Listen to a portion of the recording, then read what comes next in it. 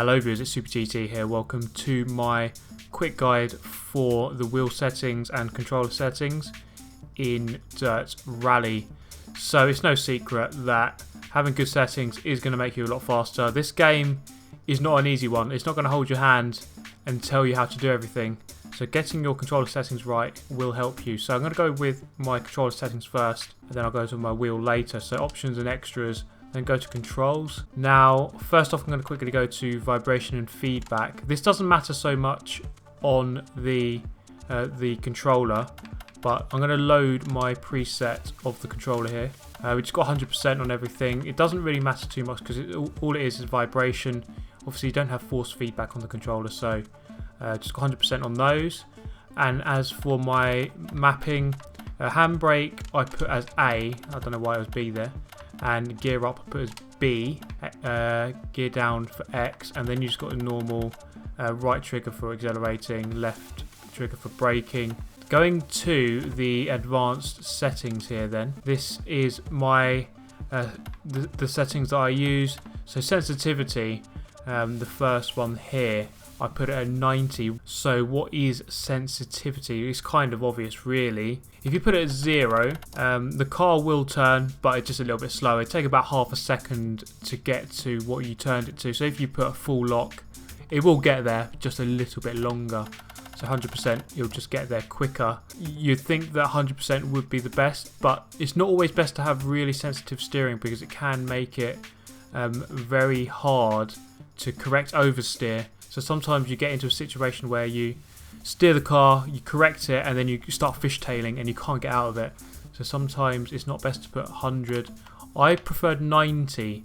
That was the best setting for me. Linearity. This is a little bit different to sensitivity. So what linearity does is it changes the amount of angle you get from your inputs. So if you put 100% on the input with low linearity, you won't get 100% of the steering.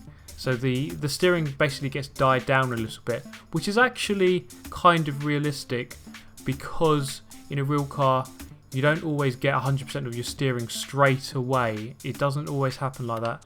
So I've put it at 40. It kind of died it down a little bit, made the car just that little bit easier to control, but of course you can play around with that.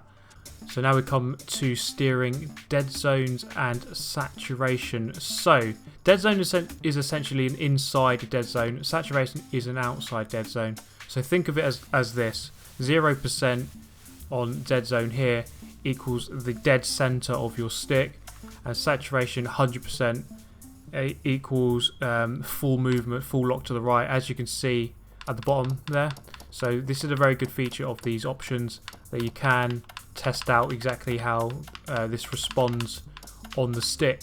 So give it a test on there. So if I put dead zone up to 100, nothing will happen until I put 100% of steering down. So that's not a good thing to do. 10% is the best, I would say.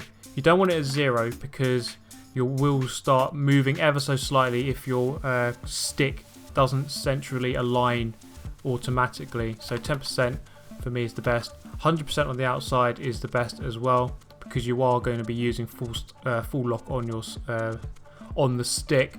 As for throttle, dead zone and saturation, I just leave it at 0 and 100. You're going to want the full range of movement on those on the triggers here. So for brake and for throttle, you're going to want 100%. So if I move that to, let's say, 75, nothing will happen until the stick is moved down 75%. So you can see at the bottom there, the RT button is highlighted. I'm moving it down about 50%, but nothing is happening because nothing will happen until it's at above 75. So I'm going to put that at 0. That gives me movement instantly, and you can see there at the bottom it's moving.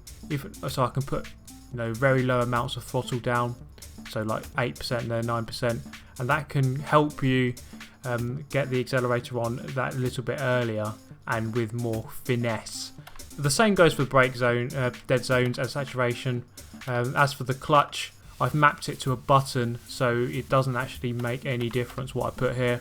So for those of you who have got a third pedal using the clutch on the pedals, I can't help you unfortunately on that one. So that is my presets for the controller. Now the beauty of this of the controller settings is that you can change it during a race. So go into custom event and then you can go to the options in there, change it as you go. So just like whack that down to 0, see what happens. Whack it back up to 100, see what happens. And then that's the easiest way for you to find out exactly the best settings for you, because of course these settings are my favourite settings, they might not be for you. So that is my controller settings. Let's go to the wheel. Okay, so now that I've plugged the wheel in, once you choose preset, it should come up with the wheel that you've got, as it does here. I've got a Thrustmaster TX, and I'm going to go to the vibration and feedback. Now this is really important on the wheel, so I'm going to load my settings for the wheel. Press X on that to load. So these are the settings I use. Now if you were using a wheel and you're wondering why it's so heavy, that's because these were on 100 to begin with. If you keep it on 100, you're basically having a gym workout, because the wheel is ever so hard and it's very hard to do like that. So these are the settings I have used. Whack them down a little bit to around 25 to 45%. Oh, that one's 44. Whack it back up to 45. And we go down to steering center force. I'll put that one to 0. So these are the settings I use for the force feedback. A lot more important on the wheel than on the controller for these settings here. So here are the advanced wheel settings. 0% dead zone on the steering and 100% saturation. As for the linearity, -5 for that. Throttle dead zone 0 and 100 on the outside. Now interestingly, you can put this above 100. So if I put that to 150, and if you look at the throttle input at the bottom there, this is 100% throttle. I'm pressing down the pedal all the way, and it's only giving me 67%. So I'm not sure why you'd really want that, unless you want to combat traction control, because that might hinder you if you put down 100%. But I think it's just best to put 100%, then just control your throttle a little bit better. The same goes for brakes, but this one might be worth changing. So if you put it up to 150, pressing down the brake pedal will only yield 67%, which might help combat ABS, but still I'd rather just press down the pedal 67% instead.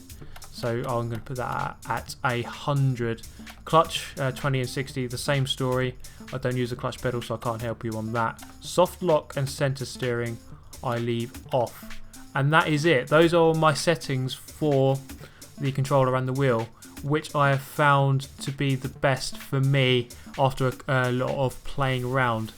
So the thing I can recommend to you is try these settings out. If they work for you, that's very good. If they don't, just mess around with the settings during a custom event and then see if they are any better. So let me know your thoughts on these settings. Let me know your settings as well, any recommendations for me, and I hope to see you next time. I hope this video has helped. Hit the like button if it did, subscribe for more of the same, and hope to see you next time. Thanks for watching, goodbye.